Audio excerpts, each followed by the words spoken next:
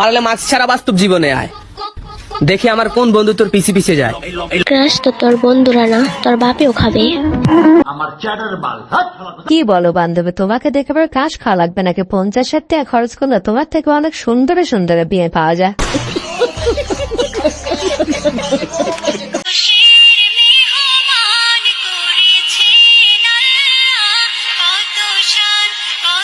साली चलती फिरती कोकेन है कोकेन। আরে বান্ধবী, তুমি কি ইফতার জগাগরে তরমুজ দিয়ে করাবে নাকি তোমার নিজস্ব গাছের পিপি দিয়ে করাবে? আমি তো কিছুই বুঝতেছি না।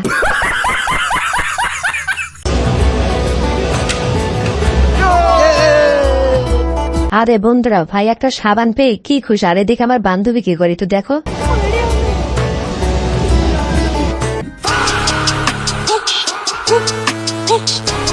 আরে বান্ধবী, তুমি আসলে যে পুরস্কারটা নিতে চাচ্ছ ওটা আসলে দেওয়া জন্য, ওটা ভাইয়ের বইয়ের জন্য।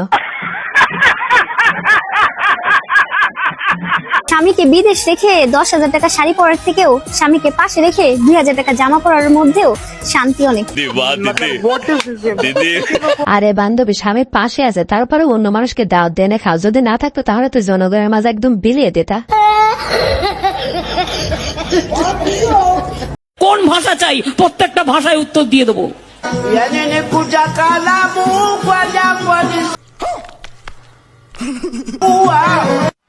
কি বলে?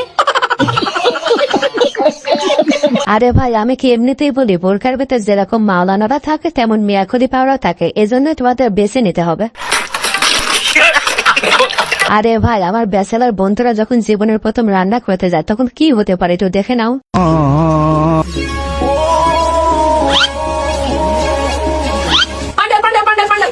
रुको जरा।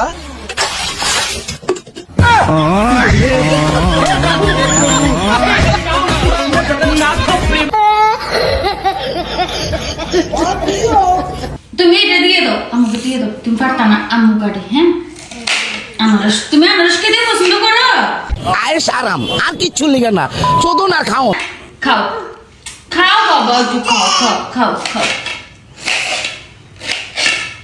আরে বৌদি, আজকে তো ওই প্লেটের জিনিস দিয়ে ইফতারি করবো না, আজকে তোমার নিজস্ব গাছের অর্গানিক জিনিস দিয়ে ইফতারি করবো। জান, আমি তো ভাবছিলাম তোমাকে বিয়ে করব। হট, আমাকে বিয়ে করে কি করবা তুমি? কেন, তোমার নাই নাকি? এই মেয়ে, কি না আমার? আরে মদ না, টাকা পয়সা টাকা পয়সা নাই তোমার? সালা ছাত্রা মেয়ে কোথাকার, তা ভালোভাবে বলো। আরে বান্ধবী, একটু ভালোভাবে বলবা তো। ভাই তো ভয় পেয়ে গেছিল, যে ভাবছিল তার মেশিনই নাই নাকি।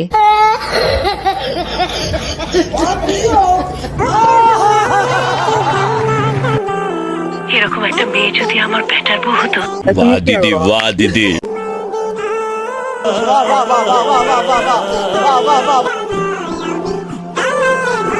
আরে ভাই, এটা রমজান মাস, তাই বান্ধবী অন্য ভাষা আছে। শুধু রমজান মাসটা পার হতে দাও, তারপরে দেখবা কক্সবাজার কেমনে কাঁপাইতে হয়।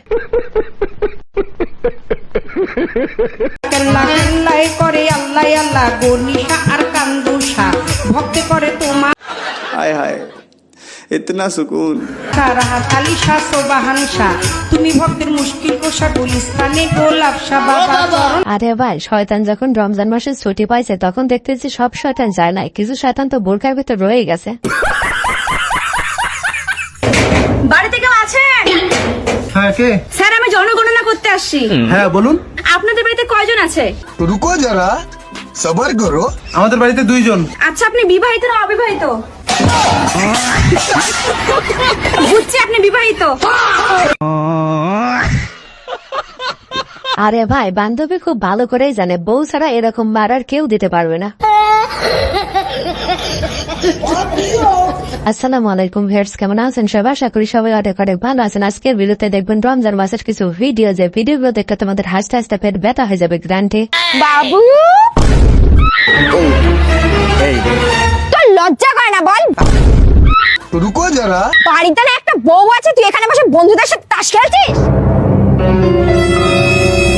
सबर करो। তোর এই স্বভাবগুলো যদি তুই না পাল্টাস না, তো বউ দেখবি তোকে একদিন ছেড়ে চলে যাবে। A few moments later.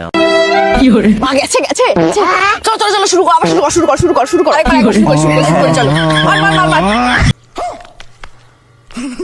আরে ভাই ঘরের বই যদি এরকম চুরি করা হয় তাহলে সেই পুরুষের ধ্বংস হতে আর বেশি দিন টাইম লাগবে না। বলছে দাদা স্টেশনটা কোন দিকে? তুমি এই পাশ থেকে গিয়ে ডান দিকে মা পারি গো পাই রে ভাই বান্ধবী না একটু খেতেই চাইছিল, তুই একটু খেতেই দিতি। একটা কথা মনে রাখিস, কাউকে খেতে দিলে সে এখন তো শুতে চায়।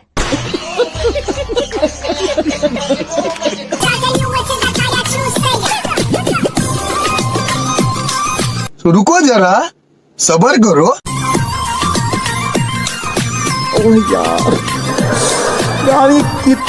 আরে বান্ধবী তুমি কি নাসার জন্য আর কোনো জায়গা পালে না? তোমার যে সাইজ, সমুদ্রে যদি বাতাস আসে তোমাকে তার খুঁজেই পাওয়া যাবে না।